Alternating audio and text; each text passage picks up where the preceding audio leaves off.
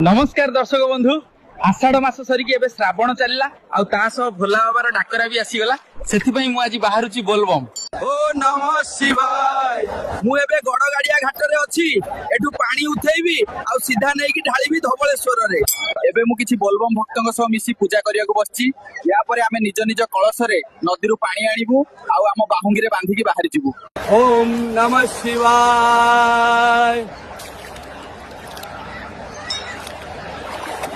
ओम नमः शिवाय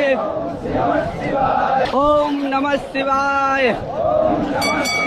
बोल बम हर हर बम बोल बम हर हर बम बोल बोल बोल बोल रे बम हर हर हर हर हर बम। दर्शक बंधु एबे आमे पानी उठेई बाहरी गलु धबळेश्वर को बहुत भक्त माने भी जाउचंती आ तांको सह प्रथम थर गोटे मांकड़ बोलबम जाउची भाई पाग पूरा काळिया हेलानी लागुची झड़ वर्षा हबो हेले जहा भी हे जाऊ आमे जाई बाबा को ऊपर पानी ढालिबु बोल बम हर हर बम आर बाबा मणि।